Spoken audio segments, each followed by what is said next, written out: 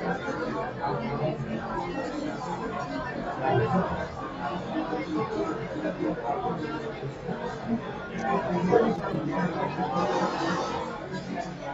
now we're live. Welcome to After the Game with Todd Leary. We're going to try this once again. I think we've got it lined up, and now I've got to get everybody shared up on the other pages. We'll try this one more time, so bear with us while we get them going.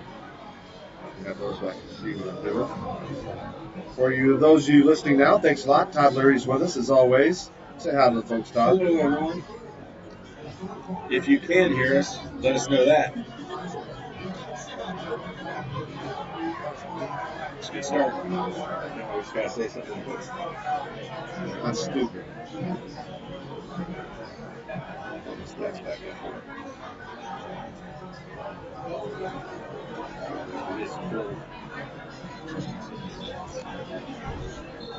Your favorite player? Yes.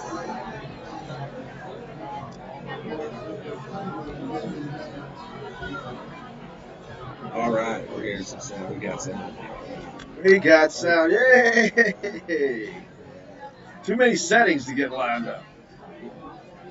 We're getting everybody joined in, so for those of you just chill in for a sec.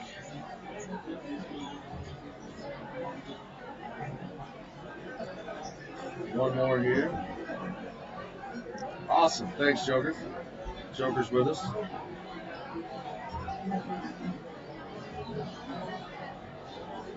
About there. About there. This is from Hollywood, Florida with Ed Briggs. Go on, Ed. How are you, sir? Thanks a lot for joining us as well. Eric, we appreciate you. Chad, Bonnie. Hey, Bonnie. Get your questions, comments in. Welcome to After the Game with Todd Leary.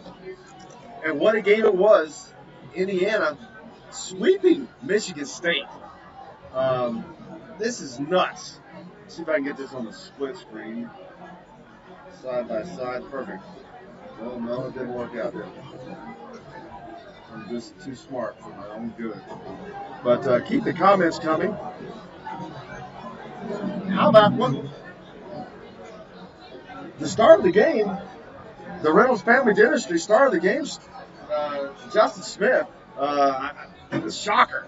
24 points, 9 of 19 shooting, 3 of 6 behind the arc today in 34 minutes of play as Indiana knocks off Michigan State 63-62 to sweep the Spartans and pick up yet another Quad 1 win. They are leading the country in Quad 1 wins as of right now. That will probably change here, they'll be tied. But they literally control their own destiny. Yeah, but they've been controlling their own destiny for a while. I mean, after a win, I hate to be Johnny Negative, but I'm still going to be a bit negative here because, when a team in Indiana at this time of the year, you would expect when they win a game, especially beating a great opponent like Michigan State, you would expect that you want them to build off of what we watched out on the floor.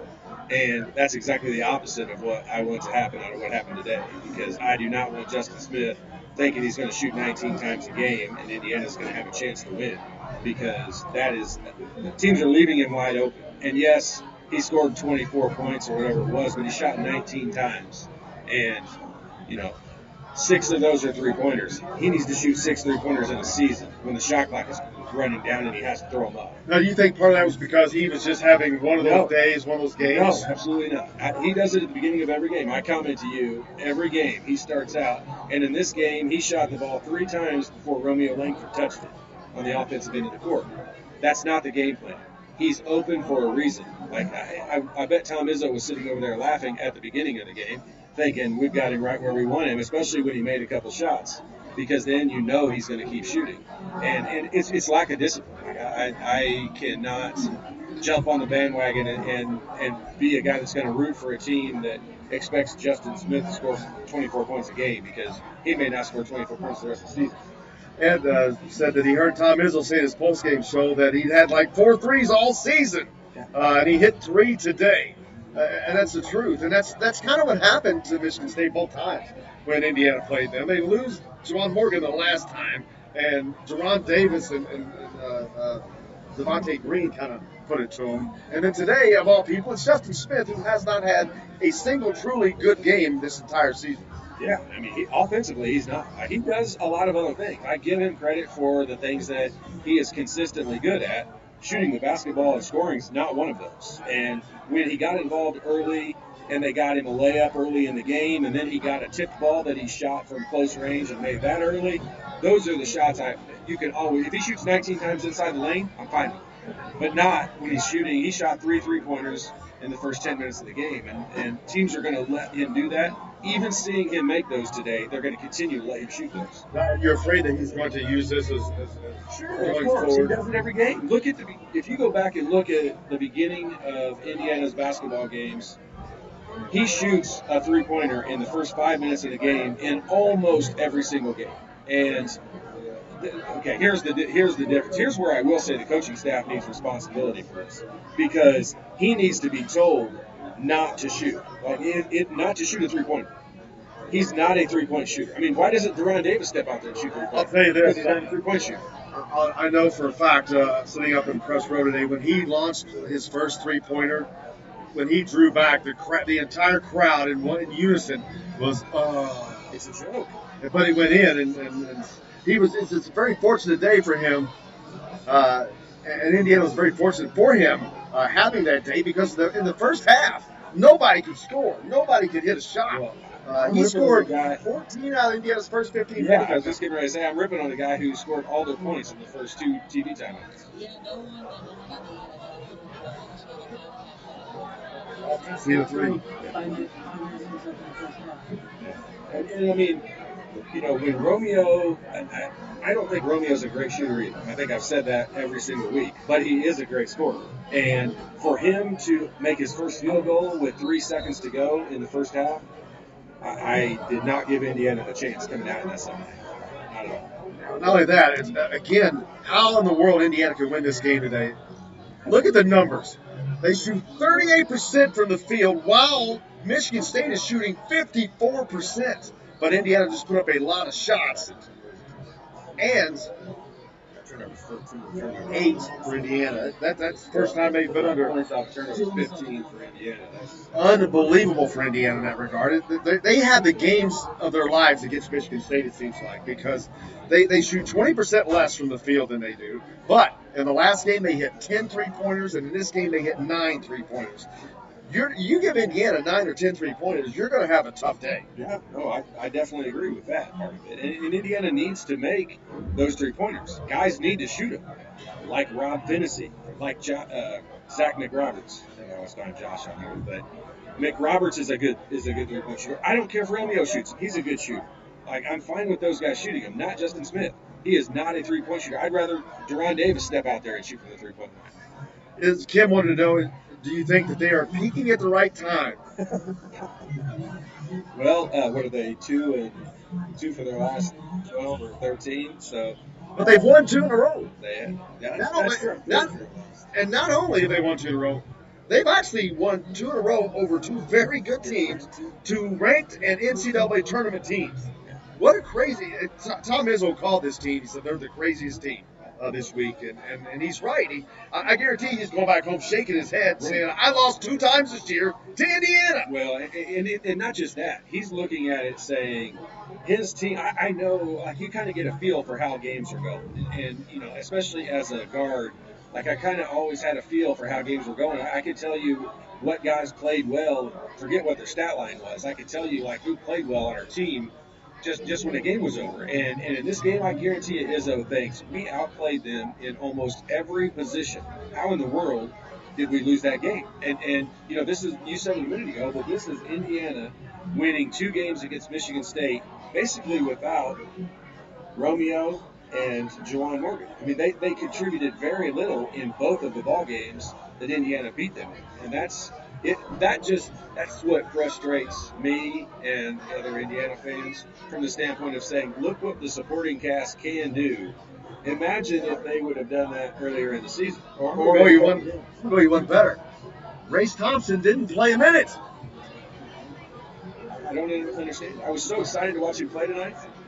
How does that happen? How do they win this game and he doesn't play a minute? There's got to be something to it that we just don't get, because and believe me, there could possibly be. I mean, we don't go to practice. We don't watch practices. And that usually dictates who's on the floor. So I have no idea what takes place during the week of practice, but I can tell you in the last ball game, from the way that he came in and had a severe or serious contribution to Indiana's win, I really thought that he would have some substantial minutes tonight, but he didn't.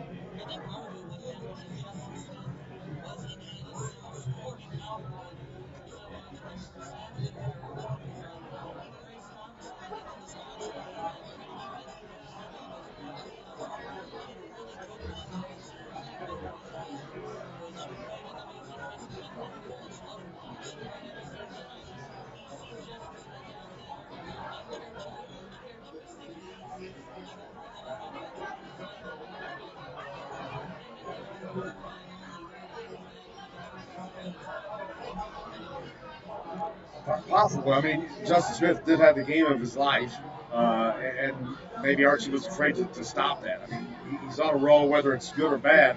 He was the only guy that was putting points on the board in the first half, and I think the game is as important as this one is and was, that he was afraid to upset the apple cart. Maybe I don't know. I'm totally guessing.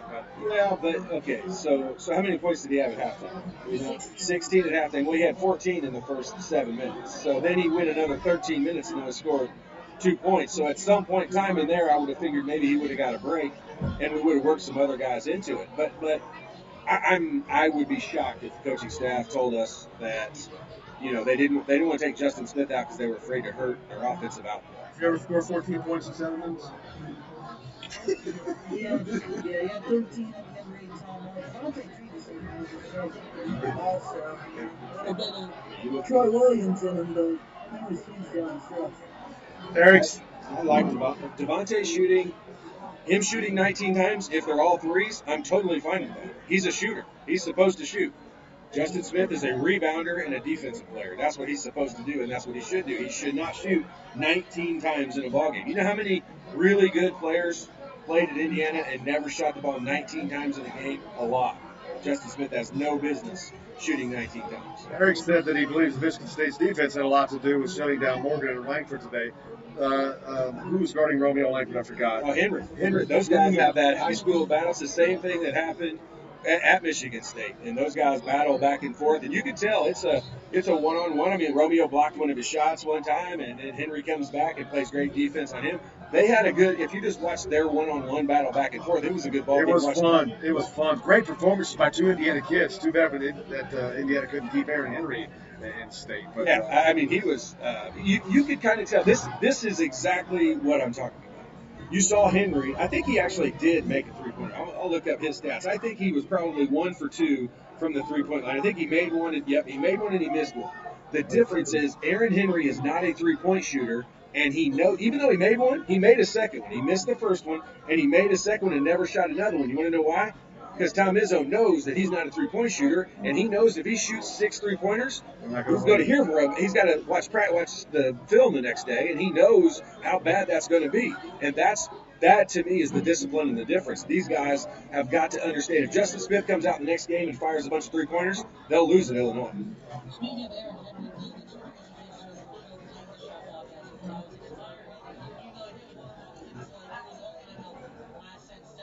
Indiana left him open just like Michigan State left Justin Smith open. The difference is Aaron Henry knows he's not allowed to take that shot, and Justin Smith needs to learn it real quick.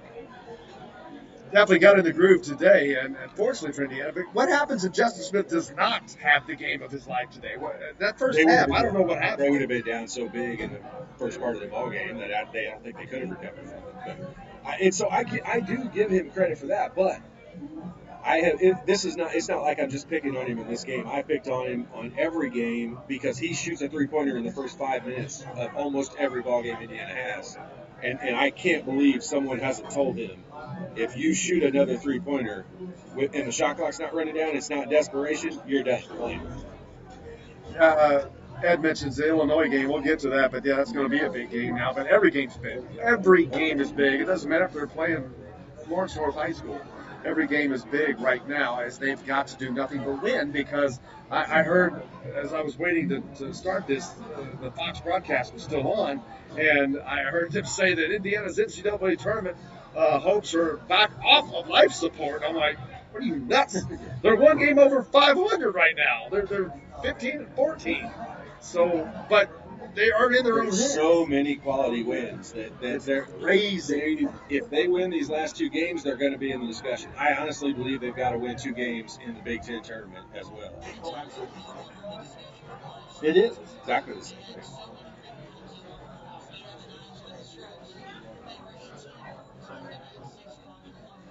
Right. Well, and I'm not worried about it. All they have to do is win.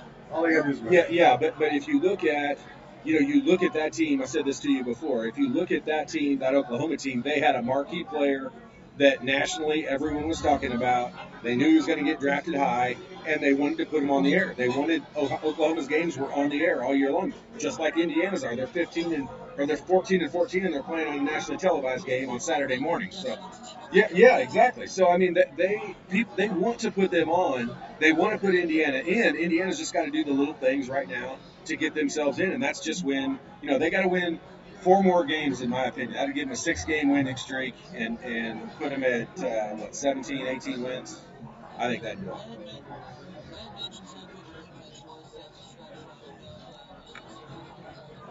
Yeah.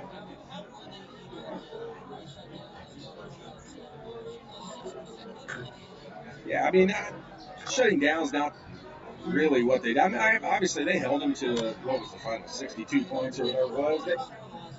Yeah, I mean that's pretty good. I mean the defense on the last play. I mean that's awesome defense. Cassius Winston is a very creative player. He's not fast. He's not big or strong. He just figures out a way to score. And man, what a great job Finney did staying in front of him on that last play. That was a very difficult shot he forced him to take. Yeah, I loved it. If they hadn't done that, I think it was either the last game or I think it was 2 games ago when they lost. Where I was so mad when they didn't use that foul. Yeah, they didn't use that foul at the end of the game. And when the timeout was called, I saw I think it was Bruiser Flint on the sideline. I saw him talking to him about the foul that they had to give. So I knew they at least had talked about it in the huddle. Feel free to get your questions in. You can type them in on Facebook if you wish. You can also send them in on the text line, 812-269-6367. Thanks a lot for joining us. Coming to you, Todd Leary after the game with Todd Leary. Of course, a big win over Michigan State for Indiana today. Coming to you from Scotty's Brew House here in Bloomington, Indiana. Just went by, of course, the star of the show, Todd Leary. Reynolds Family Dentistry star of the game show. Make sure you get some dentistry work. Hey, I need to go see Dr. J. Dr. J, I think he's on here with us, but a big win for Indiana. As we talked about, they've got to continue to win, and they do. But this is a big win. They're not just beating people now; they're beating people that are ranked, that are top. This is a top 10 team. Again, this is so crazy. Now they have swept a team that is fighting for the Big Ten championship. They should have beaten Purdue in their last game. They should have beaten Iowa, which they could have, would have, should have stuff. But which would have been four ranked opponents in a row. And how is there any explanation for this team? I know the injuries played a huge part. We've seen how important they are when Deron Davis got healthy, and when Race Thompson. But then we don't even see Race Thompson today, and we don't see how much Deron Davis did we see. I mean, truth be told, not a lot. It was all Justin Smith. Deron Davis for the day. He played 8 minutes, 2 points on 1 of 3. He only shot the ball 3 times. He had 3 rebounds. So 11 rebounds for Juwan Morgan. A big day for him, working hard again. That has been his main contribution here of late. He's not been scoring a ton of points, but he's been working his butt off inside, either getting the ball pulled back down. Indiana on the day they out-rebound yet another Big Ten opponent, this time barely 31-30, but offensive rebounds, 15-5. That is a huge number for Indiana right there, because second chance points, 10-5, they put those back in. Bench points, 15-4. Indiana really, I don't want to say dominated. You can't say they dominated when they shoot only 38% from the field. You could look at that and say dominated, and throughout the ball game, they didn't take the lead until there was 2 minutes to go in the game. Like, it's nuts. I felt like Michigan State dominated the game. They controlled the pace. They controlled the score. They were up big early, and Indiana didn't make like a huge run to come back. I picked on Justin Smith and have continued to pick on him. But I will say, without him at the beginning of that game, if he doesn't get hot, it's about time somebody on Indiana gets hot. And it's just, fortunate for him that it happened in the early part of the ballgame where Indiana would have been in such a hole. I don't think they could have dug out.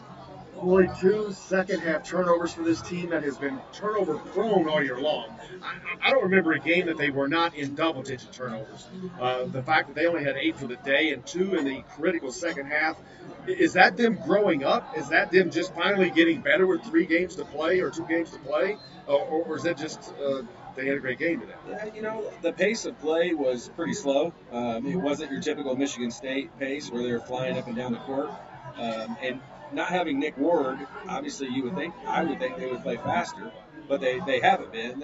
They've slowed it down and really run half court offense. They were running. I would love to see what the numbers were if you asked the coaches, but they were running the same play over and over and over again in the first half. Those little lob passes. I think at halftime, Cassius Winston had 9 points and 7 rebounds or 7 assists.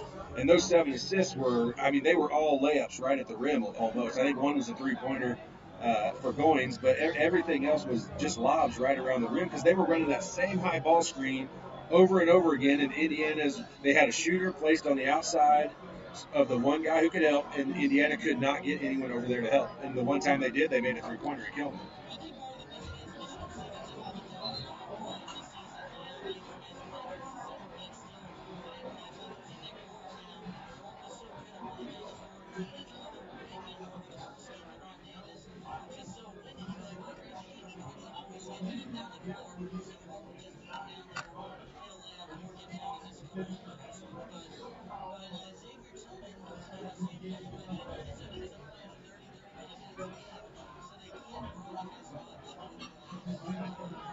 Yeah, I'm not disagreeing with what you're saying, although I don't know that you could say Indiana was deeper than they were because Indiana didn't play anybody off the bench either. I mean, Devontae Green scored 13 points off the bench. Other than that, they had a total of 12 minutes off the bench outside of Devontae Green. 12 total minutes. So I understand what you're saying. I'm just saying, like, the depth, it wasn't like Indiana was running fresh players in all the time. It was just fortunate that Indiana had more production out of Devontae Green than the whole bench for Michigan State alone. Thanks a lot for joining us today. We're with Todd Leary after the game with Todd Leary here at Scotty's Brew House in Bloomington. Feel free to always be a part of the live audience anytime we're doing that. And get your questions in. You can get them in on Facebook, as some people have been doing, comments, whatever. Also on our text line, 812-269-6367. Jim Coyle with you from Indiana Sports Beat, of course, joined by Todd Leary. And our intern, Jack Grossman, is with us as well here at Bloomington. Indiana picks up yet another big win as they knock off Michigan State today. For the second time, they sweep the Spartans 63-62. A big win for this team as they continue to fight for their NCAA tournament lives. And they're going to make things very difficult for this selection committee, because if they keep winning, they're not going to have a choice but to put this team in because of the wins that they have and have put on the board this year so far. And it's so bad to listen to double names. When you look at Dylan Williams versus Brad Jackson, the last 3 teams he has in right now, Clemson, Alabama, and Utah State,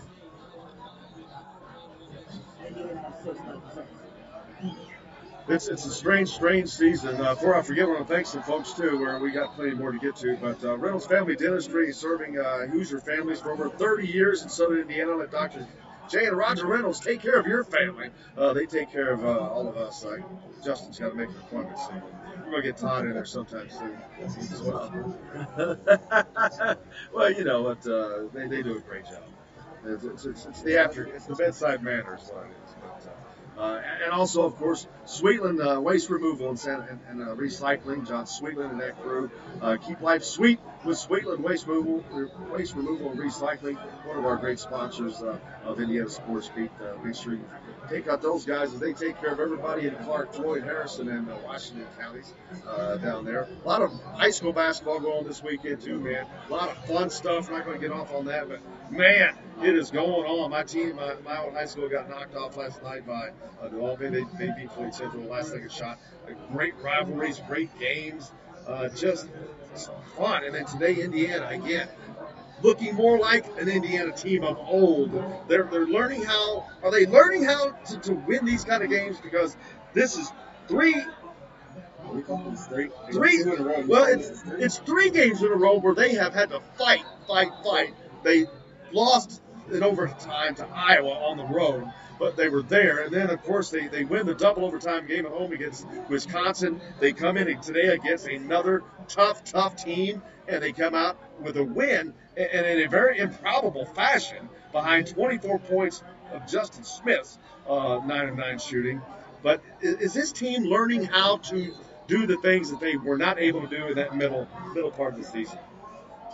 I mean, I need it to happen for more than a couple of games. They have, and I don't. I'm excited that they won. This is awesome to still be able to be in the hunt and think about being on the bubble and having a chance to get in. I don't want to sound super negative, but I also do not want this team that we watched here play today. I don't want. That's not the Indiana team I want to root for. I want to root for the guys who are good offensively to have some consistency and be there and get the ball where it needs to go. I need Romeo to. This is a difficult game for Romeo because Aaron Henry, one, is a very good defender, and two, it's a high school rival, and it's a nationally televised game. Everything battling against having a great offensive game for Romeo. So both games against Michigan State were a struggle, but I like seeing the other guys step up. I'm telling you, I want to see if we see Rob Finney shoot the ball 19 times, I'm fine with it. If we see Devontae Green shoot it 19 times, we're fine with it. They're offensive players. Justin Smith, unless all 19 of his shots are inside the lane, there is not a chance in the world he should be shooting that many times. I'll just keep asking me. I'll keep saying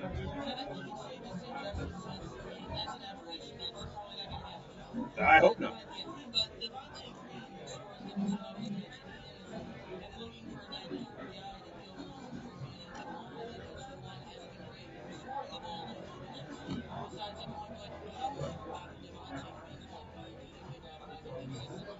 Yeah, he just doesn't look comfortable to me. He just, I like the point output that he puts up there, and he made a couple of big threes today. But he just doesn't look comfortable to me. When they put him in as a sub for Rob Finney, Indiana doesn't have a point guard on the floor, and that's. Yeah, I do too. I like them both together. Or when they do put him in, I would prefer them have Al Durham bring the ball down the floor, or somebody else bring it down the court, because he is not a point guard, and it takes him completely out of his rhythm. Make sure you get your questions in on right here on Facebook. We're on Facebook Live, of course. You can fire your questions or comments right there on the page, or you can send them in on the text line 812-269-6367. After the game with Todd Leary, Michigan State goes down to Indiana here at the Simon Scott Assembly Hall today. Indiana sweeps the Spartans, and they continue to march. Whew, that's another thing. How often does Indiana ever to sweep Michigan State? And for this team to do it, yeah. What does it say about this team besides they're crazy? When we were having technical difficulties, I was going back through looking, and this is just stupid to do because you drive yourself crazy, but I'm looking at how many games Indiana, losing to Ohio State at home, losing to Nebraska at home, losing at Rutgers. I mean, this could be, we should truly, I'm glad we can still hang on to it and talk about they have a chance to get in. But we should be talking about whether they're going to be a 4 seed or not. I mean, just winning the simple games they should have won. That are, I mean, I'm not even saying anything dramatic. They should have beat Ohio State at home. They should have beat Rutgers. They should have, yeah, Northwest. They lose by 20 to Minnesota. I mean, that's just, those are games. Oh, in the Iowa game, and you win one of those Iowa games, you should have won both. If you win one of them, this is a completely different conversation. Absolutely. Well, but we are where we are now. Yes, so sure. And no, because I've been saying the same. Now we are where we are. What if they get in? Is that kind of forgotten if they get into the NCAA tournament? If they have a good run in the Big Ten tournament, and here's the positive. Here's my positive spin on it. If they can somehow get in, which would take them winning the next 2 games and then a game or 2, I think 2, in the Big Ten tournament. Yes, you can. If they get in, you can forget everything else. You can forget the struggles they had at home and beating some of those weaker teams. You can forget the struggles they had offensively. They will, at that point, be on a run, and they will feel good about themselves and have some confidence. And that's when you don't want to be the team that plays against Indiana if they do make it into the NCAA tournament, because they'll have some momentum, some confidence, and this is a team that has a lot more talent than what they've played up to this year. And I think teams would be a little bit nervous if they drew Indiana early in the first round of the NCAA tournament. The first game, you could kind of look at it and say that was a fluke on how they played. They played so well underneath Lansing. Yeah, all this stuff. Today, Michigan State had a week to prepare for this game. They knew what was coming. They knew who they had, this and that. So there's no flukes. Indiana puts up 61 shots on the day versus 48 for Michigan State, for one thing. I don't know if Michigan State was trying to be more deliberate. That's a big differential. That's not their MO either. I mean, they are not a half-court offense type team. And not only that, they only get 5 free throw attempts, Michigan State on the day. 5. Indiana keeps them off the line, so they don't have to worry about Michigan missing them this time. They just don't give them the chance to hit them. So Indiana, again, done a great job there. Indiana does not turn the ball over, but they forced Michigan State into 14 turnovers. A great defensive effort. Indiana, their defensive effort seems to be a lot better. They certainly got missed up on some slips on the inside today. They were not handling that outside, that real high ball screen where the big guy above the top of the key was setting that screen. Cassius Winston was coming off of it and then turning around and going right back off of it again, going the other direction. And Indiana could not figure out how to trap the ball or let Juwan Morgan run back down the lane. They just gave up, I think they gave up at least 5 layups on that throughout the game. And Michigan State ran the same play over and over and over again because they knew Indiana wasn't doing a good job at guarding it. And it created outside shots, it created layups. But on the flip side of that, when it came down to the last 4 minutes, we said we held them without a field goal in the last 4 minutes. I mean, that's not easy to do. And obviously the defensive effort, they figured a few things out, and they've got great effort. We do feel like their effort's better. I remember when we were sitting at Bubba's a while back, and we were sitting there having to, right before the Michigan State game, and we were having to complain about the lack of effort out on the court. And at least we're not having that discussion. Absolutely. They're putting the effort. Obviously, that goes back to these 3 straight games. So they've been overtime, and now this one. All these tight games, but they're coming through. This is a difference. There's a big difference between having a tight game with Iowa and Wisconsin and Michigan State versus doing that against Penn State and Rutgers and Northwestern, which they were doing when they first got into this downward spiral. That's exactly what was happening. They were struggling with those teams. Then they were no longer struggling. They were just getting their butts beat by teams. And now they've come back around. It's like they've woken up. Archie said he had enough in the Minnesota game, which I don't know why it took that long. But then all of a sudden the whip started getting cracked, and this team has played a lot better.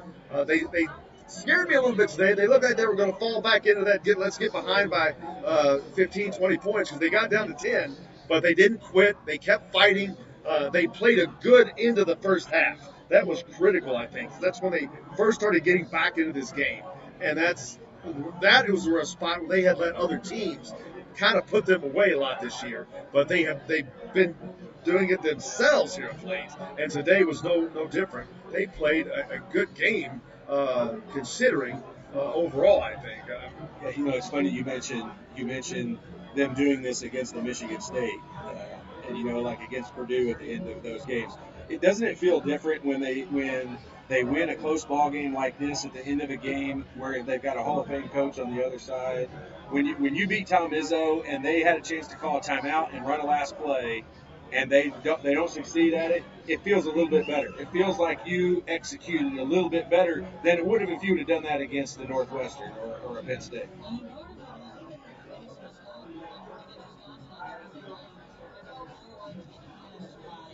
Yeah.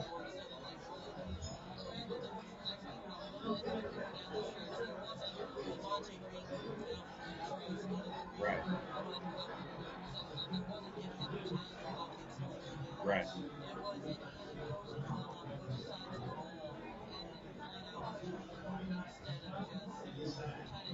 It's just funny how much better that feels when it's against, a Gene Katie or a Tom Izzo or a Krzyzewski or somebody like that. It's amazing how much better you feel like you executed when that happens. Bill points out the offensive rebounding again. 15 offensive rebounds to 5 or 4, whatever it was. Bill must be a coach. But I say it was 4. What did they have? 4? 4? No. 15 to 5, wasn't it? Yeah, 15 to 5 offensive rebounds. Huge differential, but that was a big difference in the game, I think. A lot of that has to do with Ward. Okay, but you can't make excuses. Indiana's played without players. Tillman played well. He had 11 points. I understand, but Nick Ward makes you guard them differently. Like Indiana did a very little double teaming in the post today. They have to double team if there's Nick Ward in this game. Yeah, double. Or Tillman did 10 and 11, or 11 and 10 rather. A good day for him, but he has been a good replacement. But like you said, it's different personnel. Indiana didn't use. I think they would have used Jerron Davis a lot more in this ball game had Ward been in the game. He's an equalizer when it comes to that. So I am still like I don't. I would like to know what the explanation is. I'm sure I never will, but I would like to know why Race Thompson didn't try him out more in this game. Snuck in for a minute. I didn't even realize that. Either. I looked at my phone and I saw that ball. Like, did they just add that name? I don't know. I thought they must have been getting somebody out for foul trouble. But I was going to say it was probably somebody just dribbling the clock out waiting to take a shot. I didn't see it.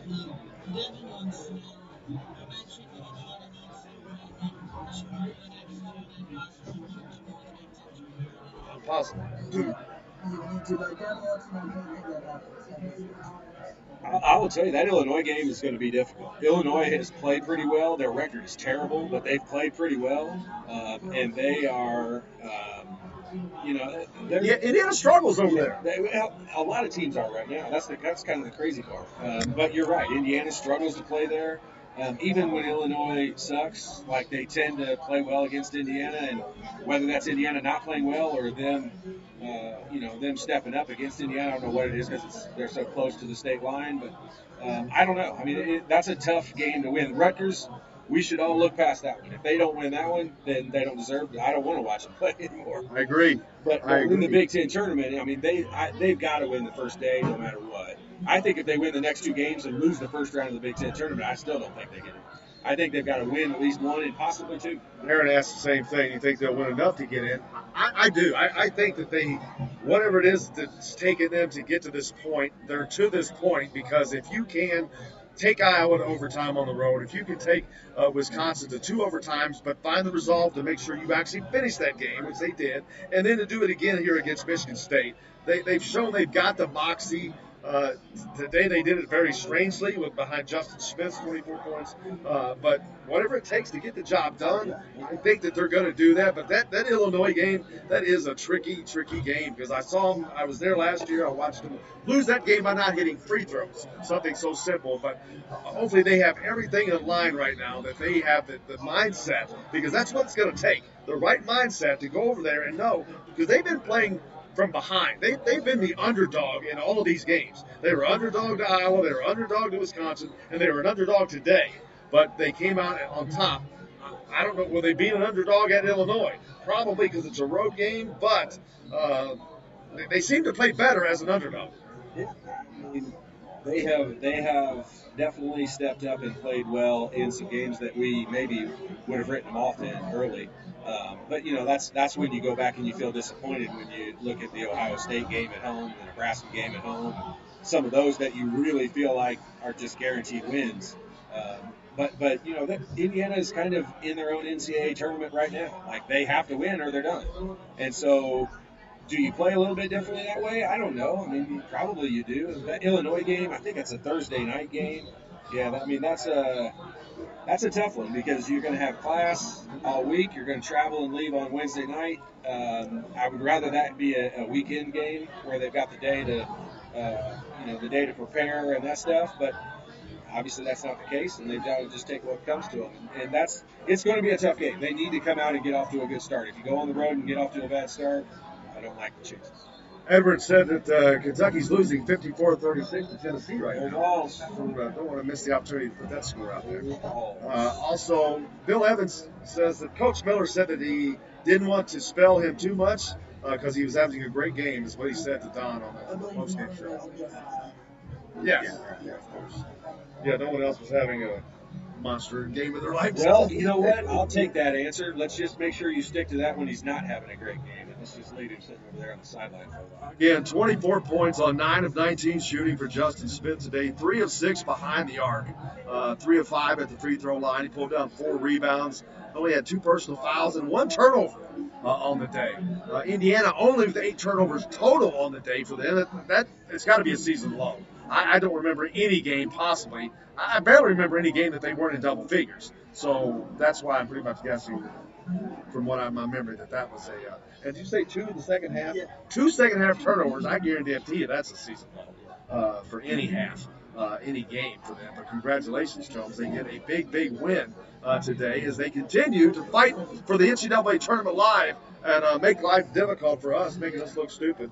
That doesn't take much for me. It's I just walk in the room and I got that getting covered. But Indiana doing a great job of getting things turned around. And what are the people going to say about Archie now? He's terrible. He can't coach. He's out of his element.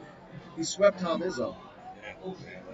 You know, this is it has to fall back on the coaches at some point, and so I understand that. That's why they're there, and that's why they get paid a lot of money, and they take the heat for that. And you know, I don't. But when even if I am criticizing the coaches or something that they're doing, it doesn't mean I think it's time for a coaching change by any means. And it's not like I have any more influence than anyone else does. It's just my opinion of how things are going and how they are. And I like this team. This was kind of like what a Dayton team, what an Archie Miller Dayton team. This is how they would have won. Grind it out. Eric asked if we've heard anything on Coach Knight's health. I haven't personally, other than what you've heard, what Don Fisher said. But Don's really did not mean to say. I think for people to take that the way it did, he was just passing along that he had heard he was in ill health, and it got kind of blown out of more of a proportion of what Don was intended. And I've not talked to Don about this at all, but I think a lot of people would assume that Don and Coach Knight have a really close relationship because of how many years together they worked, and that is not the case. Coach Knight has really distanced himself from everyone associated with the university. That I do know for sure. And Don was a part of that, and that's the sad part of that situation, because you're not going to find a nicer guy than Don, and he will always be loyal to Coach Knight no matter what, as we all should be. I know I'm a part of that, but I'm not going to not say something I don't feel, and you know, Coach Knight messed up that relationship with Don Fisher, which he never should have done. And Don Fisher's as good a guy as you'll ever get, and I know what you're saying though. I don't think Don was meaning that like, hey, I've got some inside information. Don never is that way and would never say something that would just be there to start a rumor. He's the last guy that wants to start a rumor. He was actually on a radio show for Michigan, and they just asked him about it. He just said, well, I don't still think he's doing well. And then he got it kind of taken out of context. And next thing you know, I've talked to some former players that have been on the phone with Coach Knight, and they have told me that his health is not doing well. And he's having some issues, and so I've heard it from people that have talked to him directly, but I don't think that's saying like this week it's any worse than it was a month ago or 2 months ago. It's not like he's declining in hospice or something like that. I don't think that's the case. I don't know that it's not, but I've not heard anything like that. He's just in declining health. Yeah. And it's not really news. They need to take his heart and do a study on it, what he's done, because if that guy doesn't die from a heart attack, he's got a special kind of heart right there, because he has had more stress on him over time, self-created stress, but I've never seen somebody blow up as much as him, not have a heart attack. Absolutely. Hey, get your questions and comments into the text line 812-269-6367. You can fire them in here on Facebook as well. After the game with Todd, Leary, Indiana, another big win as they beat Michigan State here today, sweeping the Spartans as they keep their NCAA tournament hopes alive. They've got 2 more games coming up. Now they go on the road now to take on the Fighting Illini, a team that another cellar dweller in the Big Ten. But let me tell you, this is not your dad's Illinois team.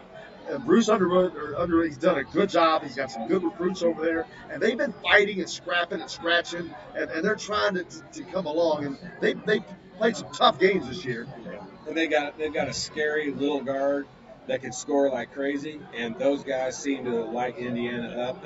Not this Indiana team, all Indiana teams. Whenever they have a little scatter quick guard that can shoot and score, it seems like he has a career game against Indiana. So it'll be a tough battle. They'll need to go in there and control the pace of that play for sure. Today's game, Michigan State up in East Lansing, Indiana's able to knock down 50% behind the arc. They hit 10 of 20 that day. Today, not quite as good as that, but they still knocked down 9 shots from behind the three-point line. 3 of those coming from Justin Smith. Romeo was 0 for 4 behind the arc.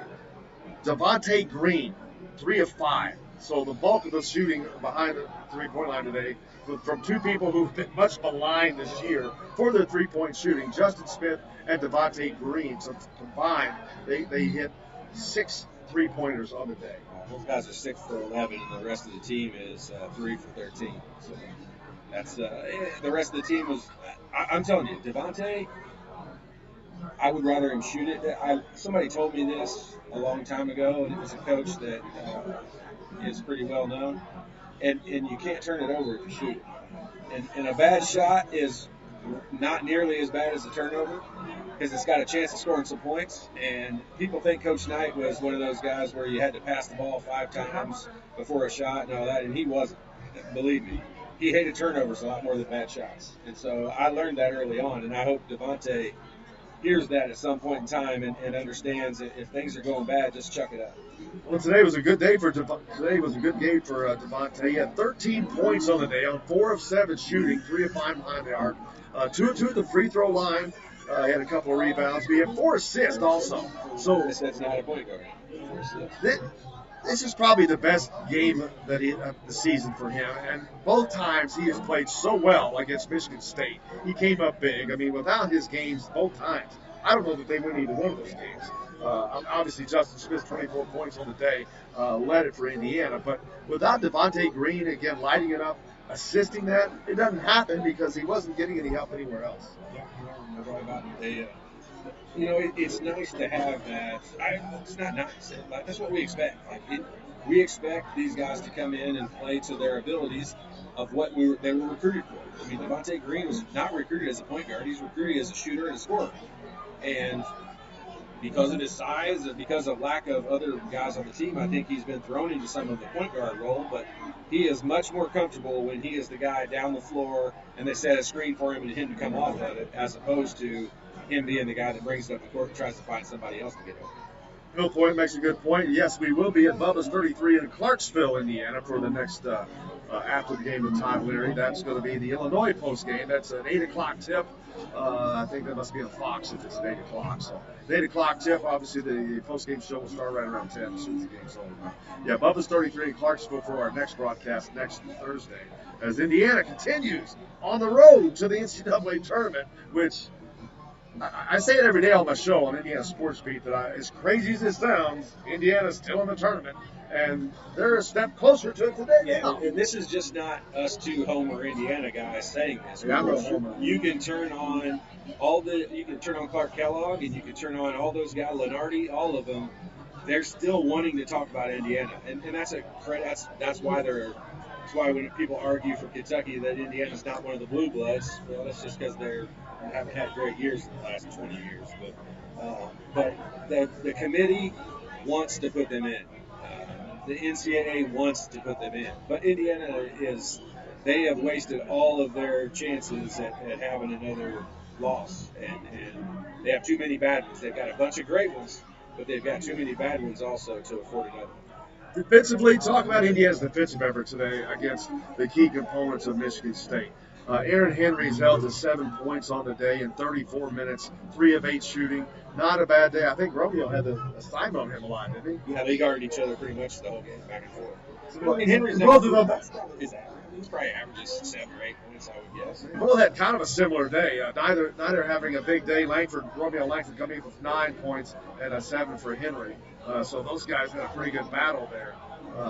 McQuaid only with 6 points on the day. 0 for 4 behind the 3-point line, as Jack was pointing out. That's a big day to keep him shut down. McQuaid, he's not a huge scorer, but man, he seems, not just against Indiana, he seems to make baskets that are at key moments against teams and when Michigan State needs him to.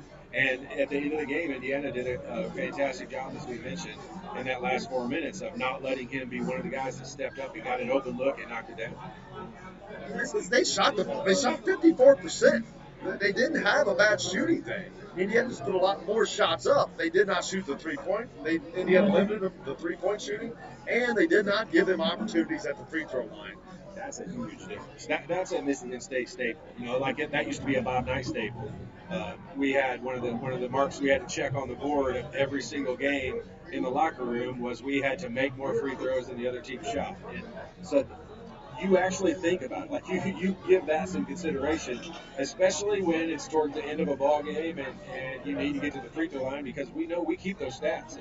And when we don't achieve them, we hear about it. When we do achieve them, we don't ever hear about it. So that's something that Michigan State, they have lived on for a long, long time. And obviously only putting them at the line that many times. And Indiana having that foul to give at the end of the game, stopping play with 8 seconds to go is a huge momentum swing.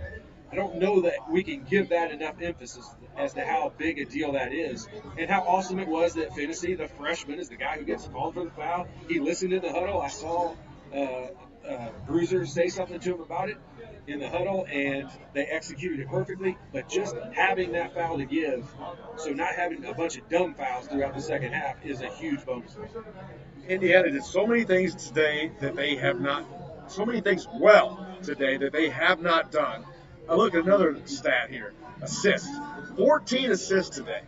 That's big for them. You got a lot of different guys. You got Rob Finney with 5. Juwan Morgan had 4. Devontae Green had 4. That's good distribution. So 23 field goals, that's a good ratio. That's where you want to be. And they hadn't been there. They had been too individualistic, in my opinion. But a lot of that comes from, look at the guys who scored. Had Romeo scored more, that assist number would go down because he creates his own shot. And you're only going to get an assist on probably 30 or 40% of his field goals. Juwan didn't score very much. He's a guy that generally he's going to dribble the ball several times, backing himself into the post before he scores. And so those guys not scoring as much bumped it up. You see the guys who did make shots in Green and Justin Smith. Those guys are catch and shoot kind of guys. I just put Justin Smith in that category. That's why the assists. Finally, I won't call it a balanced scoring attack because not many people scored a lot of points outside of Justin Smith and Devontae Green. Romeo kicked in 9. That's on 4 of 14 shooting. But it's okay for Romeo to have a game like that. I think because he is such I don't want to call him a decoy, but he draws so much attention that if he could draw that attention away defensively, that's got to help the rest of the team out. Yeah, and let's not forget, Indiana was behind for like 37 to 38 minutes of this game. We're acting like they controlled the pace of the play. Statistically, we're not really sure how they hung into it, other than Justin Smith made a bunch of shots early on. But they were behind for the majority of the game. They made some big shots when it mattered. They got key defensive stops when it mattered late in the second half, and they made the plays to win, and we have to give them credit for that. But let's not say they dominated the game because Indiana was behind for the majority of this game. We're Scotty's Brew House here in Bloomington, Indiana. Always look forward to having people join us in the live audience. Got a great crowd here today. Came in to watch the game. Everybody stayed. A lot of us joined afterwards. But we'll be at Bubba's 33 in Clarksville next Thursday for our next broadcast as Indiana travels to Illinois to take on the Fighting Illini as they look to continue this 2-game winning streak they've established as they try to make it in the NCAA tournament before heading off to the Big Ten tournament. They have a home game against Rutgers there. Join us next Thursday at Bubba's 33. That game tips at 8 o'clock. And also Indiana Sports Beat with Jim Coyle each day. You can find that live at 6 a.m. On Big X Sports Radio 1450, 96.1 in Southern Indiana, at 11 a.m. Central in Illinois and Evansville on 97.7 The Rep. But also you can catch it at any time on IndianaSportsBeat.com, on thedailyhoosier.com, and on thegruelingtruth.net. So you can catch that at any time that you wish. But we have great guests. Don Fisher's with me each Monday, and of course Todd Leary each Friday. Great bookend and a lot of great people in the screen.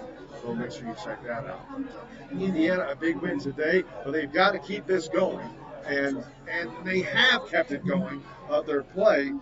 It was very different today, and without Justin Smith, as hard as it is to say, this team falls on its face.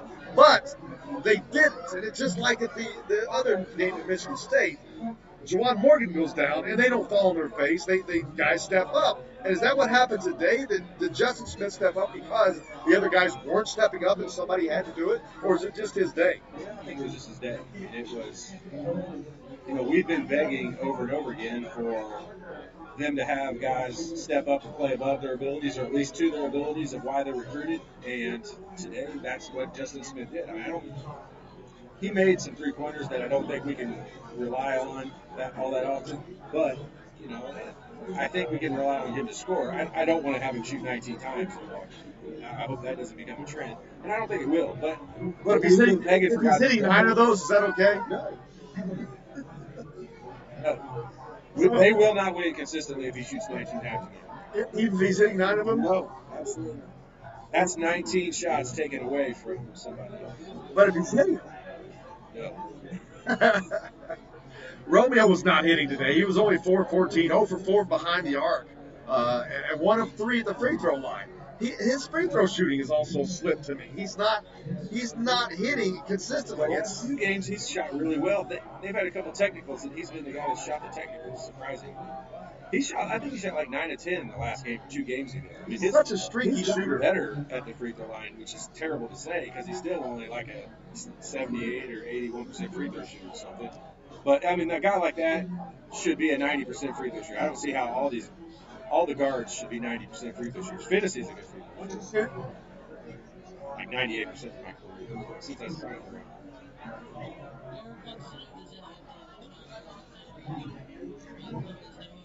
I have not heard anything.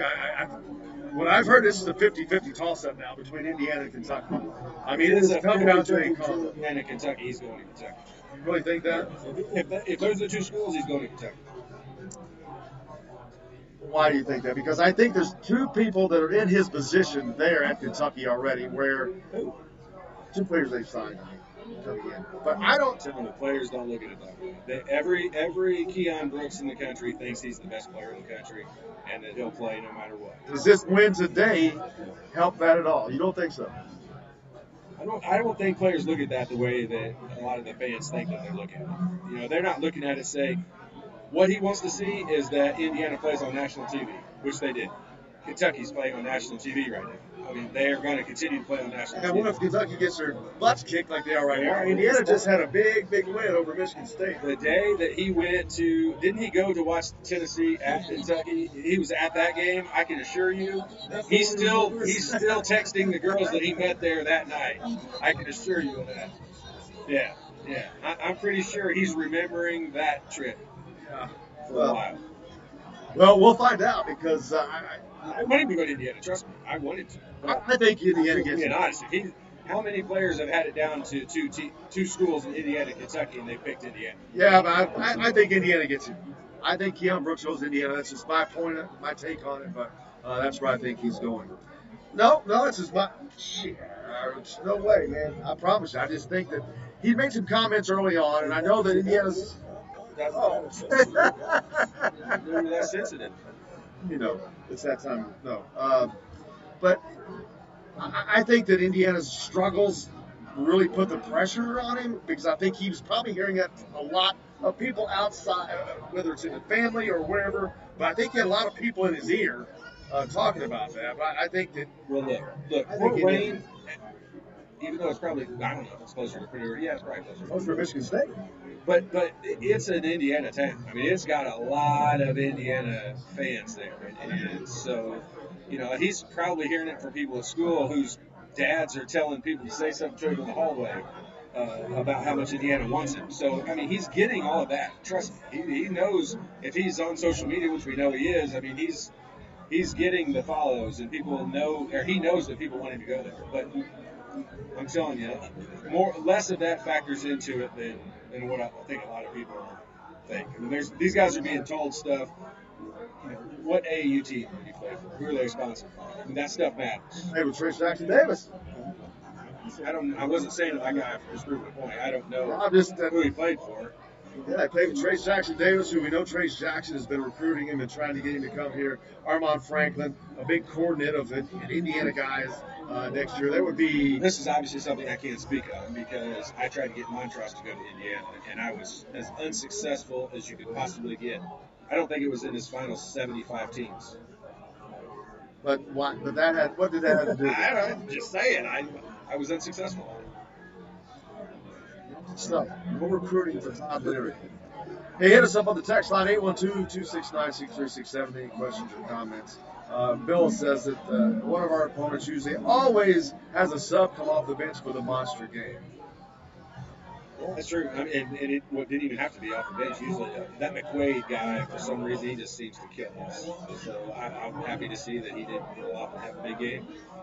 I think Illinois scares me from that exact perspective. Having somebody come in and go, hey, shit. Talk about being weak, not weak, but losing your entire depth. Michigan State has 3 players come off the bench. They get a total of 4 points from 1 player. As a matter of fact, they only got 2 shots off of that. They have Indiana with 15 fast break points. Do you remember those? Nope. That must have counted. 15 to 2 fast break points? That's got to be. They must have all been moving at a pace that they counted as a fast break.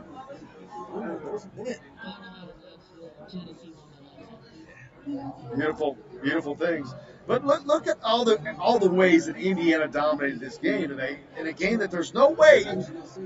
I know. I'm sorry. Statistically, that's what's making it so mind-boggling. As I watch the game, I'm like, I don't see this, but these numbers are mind-boggling. Steals, 10-2, Indiana over Michigan State. Fast break points, 15-2. Thankfully for Michigan State, Indiana shot 37% for the game. Because if Indiana shoots 48% for the game, Indiana wins by 12. Yeah, I mean it's not even close. So. Indiana did a good job in a lot of areas, but they trailed the majority of the game. And this is usually what happens when we sit there at the end of the game and we're like, wait a minute, how did they win rebounding? How did they win offensive rebounding? How did they win points off the bench and still lose the game? That's generally how these games end up. But for this Indiana team, this is a good position to be able to sit in to say they made the plays at the end that they needed to. You know who Michigan State reminded me of today, and especially by looking at the stats and looking at their stat line, that looks, with only having 8 players play and the 3 that came off the bench and giving nothing basically, no production, that looks a lot like Indiana in the middle of the season. That's exactly what they look like. They lost their depth. They didn't have the guys to bring into the games. They didn't have the guys to spell the starters. And everything, all the production was coming from a core group of 5 guys, and it just wasn't enough. That's what happened to Michigan State today. So trust me, if you don't think those injuries played a huge part in the middle of Indiana's season collapsing, I think they just lost. They ran out of steam. They lost energy.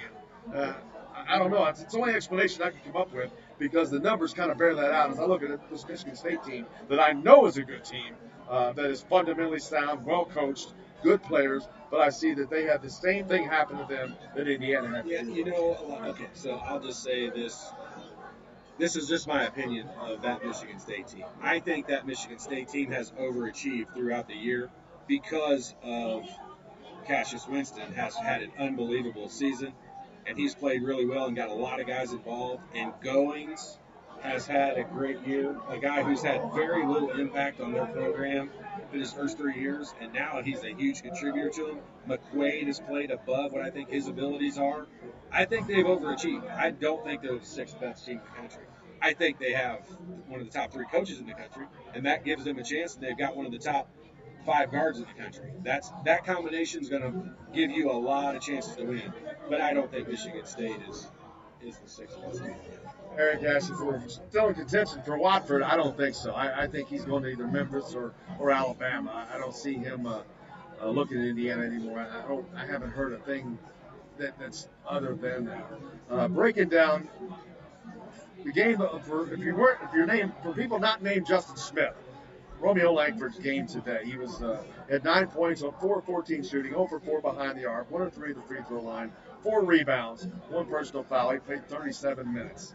He didn't seem like he was getting involved in the game for large stretches of it. There were times where they would come down and the ball would never touch his hands. At the beginning of the game especially. I mean, he was not a factor in the game at the beginning at all. But You know, the couple of baskets that he did have, I mean, he had 4 field goals. A couple of them that he did have at the end of, or in the second half, driving in the lane and getting those baskets in the lane. One of them he got fouled on. I think he missed the free throw, but, you know, he made some timely baskets. To only have had 4 made field goals, he had some timely baskets, and so you know that's a tough game for him. I'll tell you, if he stayed at Indiana, which I don't think he will, but if he stayed at Indiana next year, that game's going to be tough for him also. Anytime he and Aaron Henry go against each other, Aaron Henry is a very good defender. That's probably the best part of his game. He's not a great offensive player. That's the best part of his game, and he's always going to guard Romeo, I'm sure. Well, plus Aaron Henry being from Indiana, growing up the same time, he's the senior at the same time. There's just a natural rivalry there. And he's like, you're not going to outdo me, man. There's no way. Right. And he's a hell of an athlete, so no doubt. And he wants to show, you know, I didn't follow the blogs and that stuff back then, but I mean, everyone talked about Romeo. I don't remember any Indiana fan saying, man, we really have to get Aaron Henry. I just don't remember that being the case. Everyone talked about Romeo, and everyone was excited to have Finney, to have a point guard, and that kind of stuff. And, you know, Aaron Henry is a Michigan State type player. Like, I hate to say it, but I mean, he's probably going to have a better career there than he would have at Indiana. So it's just one of those things. I don't think he fit within the system the right way. But of course, when he gets to play against Indiana, he's got all of his family probably lives back here. He's from Indianapolis, went to Ben Davis. I mean, he wants to be able to walk around town and say, you know, that they dominated Indiana and that he shut Romeo down. Unfortunately, he's starting out 0-2. Al Durham, not a great day today either. He had 3 points on 1 of 4 shooting, 1 of 4 behind the 3-point line. He had 1 rebound, he had 1 assist, 2 fouls, a turnover in 22 minutes. He's the guy that was, I mean, he was a ghost out there. He just did not contribute very much in any category, really. And so he's probably the guy, I think, if Justin Smith picked up a lot of extra shots and stuff, I think that most of them came from, I mean, you still got Langford shooting 14 times. You've got Durham only shooting 4 times. He's probably a 9 or 10, 8 to 10 shot guy. So 4 or 5 of those shots that Justin Smith took, if he's taken away from Al Durham, you know, I think Al Durham's got some confidence. He missed a 3-pointer in transition early on, and I think it kind of rattled him a little bit because I think he got taken out of the game. They said it was too quick of a shot, and I think it kind of rattled him and threw him off. Rob Finney plays 33 minutes, only scores 5 points on 2 of 6 shooting. He's 1 of 3 behind the arc. He had 3 rebounds, 5 assists, though. Great day in dishing the ball. 2 personal fouls. Again, you're not going to get a ton of scoring from your point guard, but you'd probably like to see a little bit more than that. Michigan State, guys. A lot of people, all teams do. Point guard went for 20. I want him.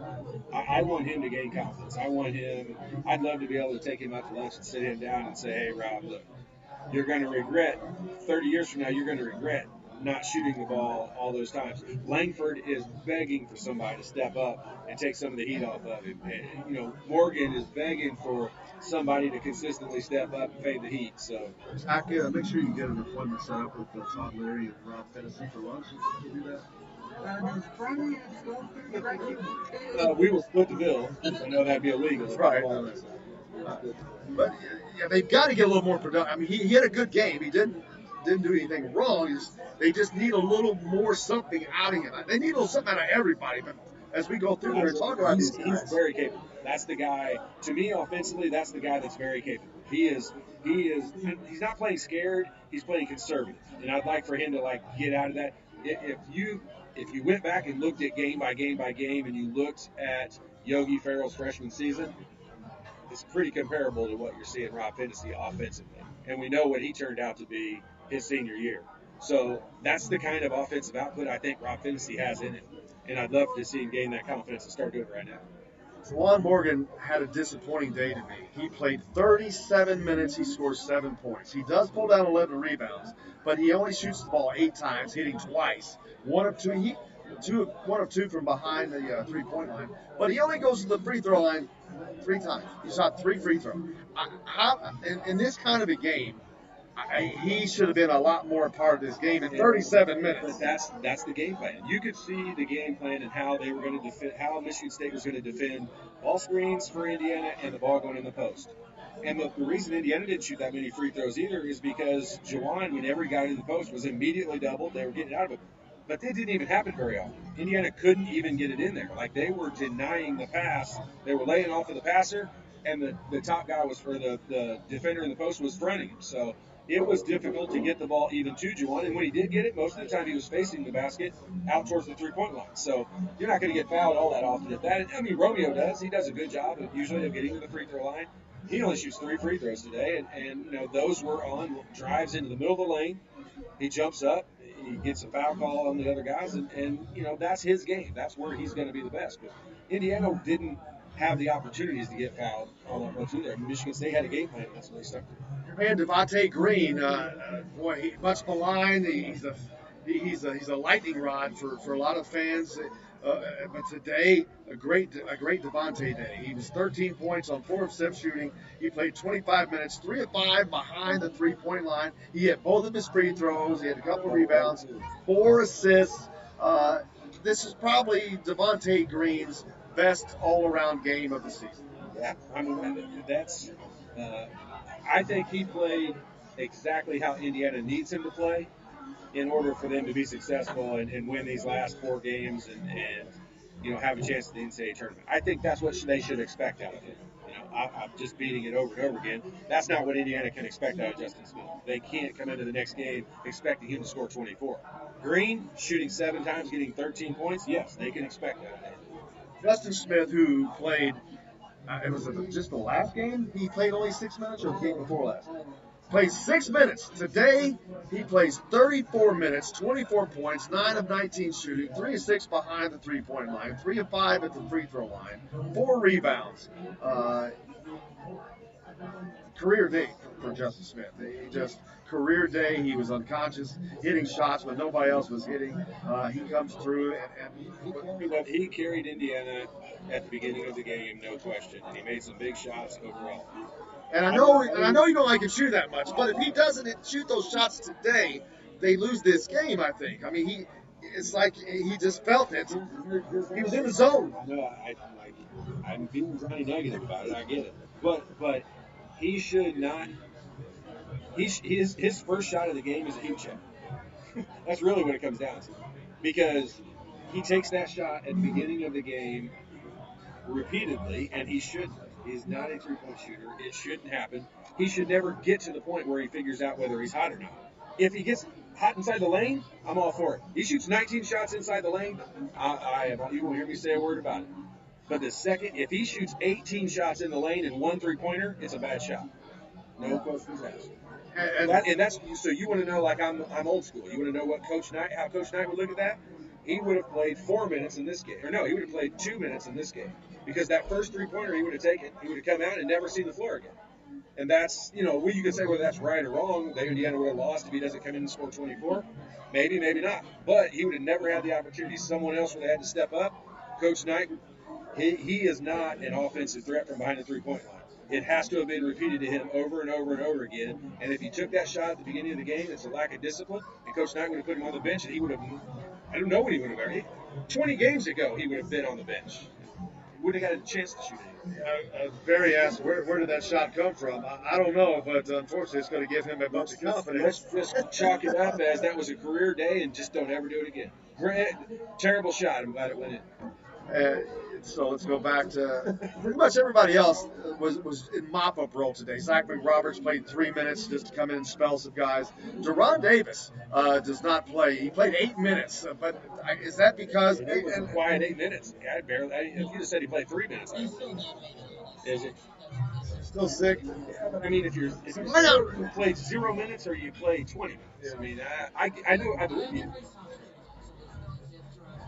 And that begs the question: why did Race not get those minutes? There's something to that. Like it's not like they forgot about him.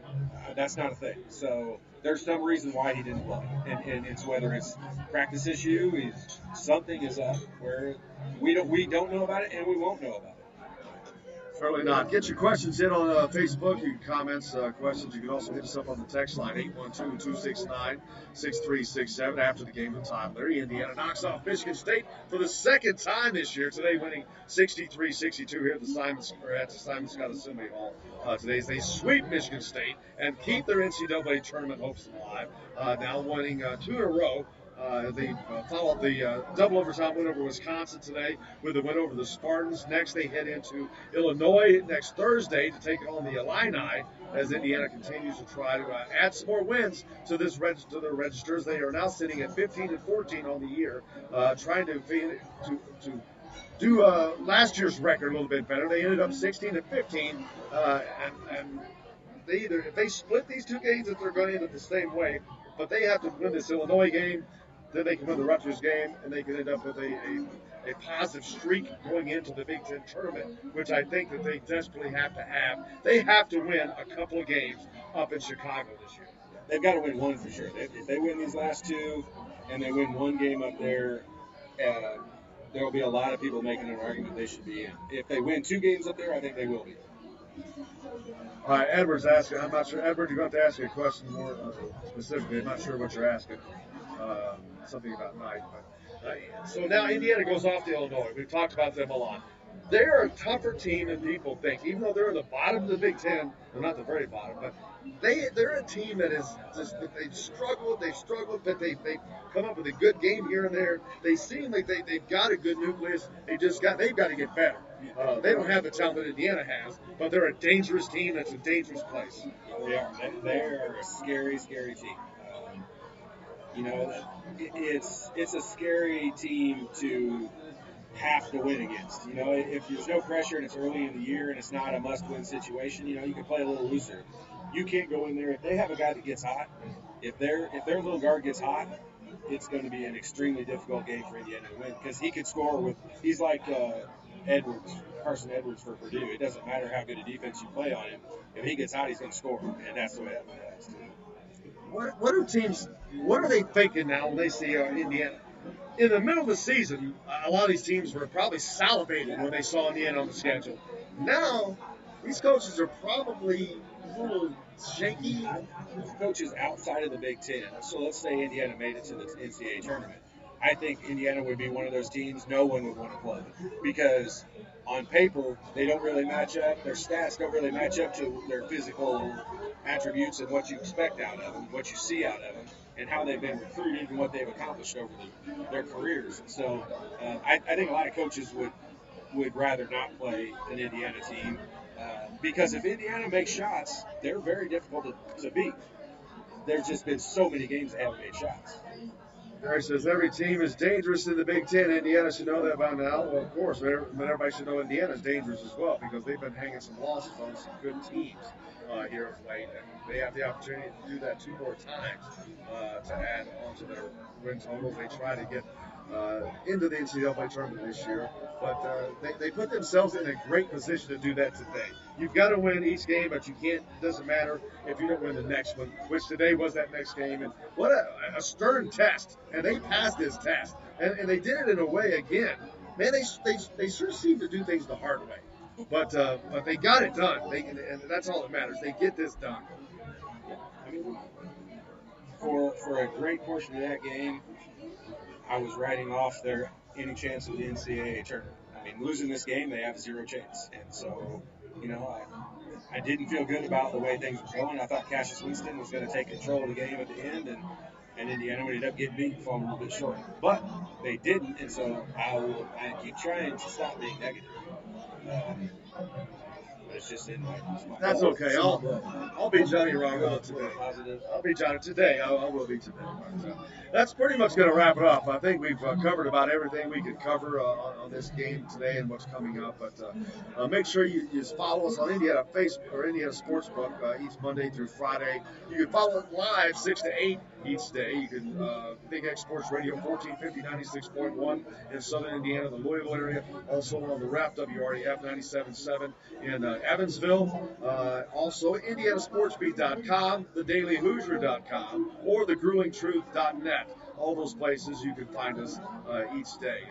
guests each and every day, like Don Fisher on Monday, Chronic Hoosier and Mike Schumann on Tuesday, Matt Weaver from Peaks.com on Wednesdays, and of course the great Todd Leary each and every Friday to watch wrap the week up. Next broadcast of After the Game with Todd Leary comes next Thursday after the Illinois game. Indiana travels to Illinois for an 8 o'clock tip next week. I think that game's on Fox if you're not listening to Don Fisher on radio like you should be. But catch that game in. And then, of course, catch After the Game with Todd Leary live from Bubba's 33 in Clarksville. Feel free to join us there if you live in the area. Feel free to join. Come on out. I know that Bubba's has a special for half-price appetizers after 9 o'clock. On game day, so look forward to that as well. But what a great day for Indiana as they come up with another big win as they keep their tournament hopes alive, knocking off the Michigan State Spartans 63-62 behind 24 points, a career high for Justin Smith on this day as we come to you from Scotty's Brewhouse here in Bloomington. Thanks a lot for all the people here at Scotty's Brewhouse. Thanks, of course, to Jack Grossman, our intern, for joining us as always, keeping us on the air and getting us on the air, actually, with our audio problems. Thank you very much. And, of course, the great Todd Leary, the star of the show. Couldn't do it without him, because it wouldn't be called After the Game with Todd Leary. That would be a problem. Thanks. I named it. I named the show, too. That's the awesome part. No, I came up with that I know. name. But you did come up with the greatest. Sounds more conceited. When the season's over, these shows will continue, and we're going to be doing a Toddcast. He came up with that. I love it. You need to register that name or something. But thanks a lot for joining us, and make sure you can always join it. You can listen to this anytime as well. But next time, make sure you hit us up with any questions or comments. You can do so on the text line or via Facebook. And that's going to wrap it up for us today. Thanks a lot for joining us. For Todd Leary and Jack Grossman, I'm Jim Coyle. Have a great day, and I'll see you on the radio.